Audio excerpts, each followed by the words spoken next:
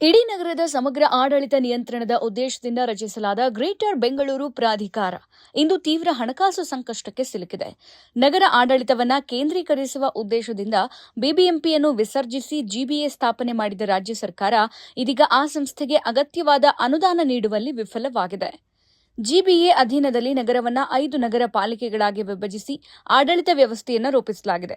ಈ ನಗರ ಪಾಲಿಕೆಗಳು ತಮ್ಮ ವ್ಯಾಪ್ತಿಯ ಆಸ್ತಿ ತೆರಿಗೆ ಸೇರಿದಂತೆ ವಿವಿಧ ತೆರಿಗೆಗಳನ್ನು ವಸೂಲಿ ಮಾಡಿಕೊಂಡು ಸ್ವತಂತ್ರವಾಗಿ ಕಾರ್ಯನಿರ್ವಹಿಸುತ್ತಾ ಇದೆ. ಆದರೆ ಈ ಸಂಸ್ಥೆಗಳು ಜಿಬಿಎಗೆ ಯಾವುದೇ ರೀತಿಯ ಹಣಕಾಸು ಸಹಾಯ ನೀಡುತ್ತಿಲ್ಲ. ಇನ್ನು ಜಿಬಿಎಗೆ ಸ್ವಂತ ಆದಾಯ ಮೂಲಗಳೇ ಇಲ್ಲದಿರುವುದು ಪರಿಸ್ಥಿತಿಯನ್ನು ಇನ್ನಷ್ಟು ಗಂಭೀರಗೊಳಿಸಿದೆ.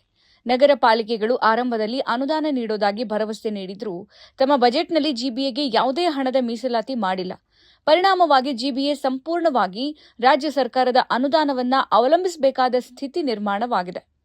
ಜಿಬಿಎ ರಚನೆಯಾದಾಗ ರಾಜ್ಯ ಸರ್ಕಾರ ವರ್ಷಕ್ಕೆ 100 ಕೋಟಿ ಅನುದಾನ ನೀಡುವುದಾಗಿ ಘೋಷಿಸಿತ್ತು.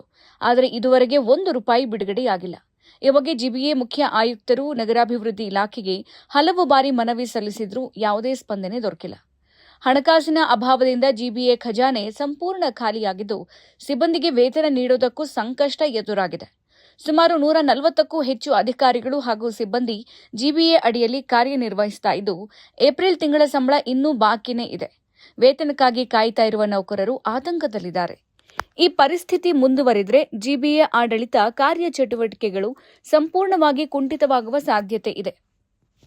ರಾಜ್ಯ ಸರ್ಕಾರ ತಕ್ಷಣ ಅನುದಾನ ಬಿಡುಗಡೆ ಮಾಡದೇ ಇದ್ರೆ ಬೆಂಗಳೂರು ಮಹಾನಗರದ ಸಮಗ್ರ ಆಡಳಿತ ವ್ಯವಸ್ಥೆಯೇ ಸಂಕಷ್ಟಕ್ಕೆ ಸಿಲುಕುವ ಭೀತಿ ಎದುರಾಗಿದೆ.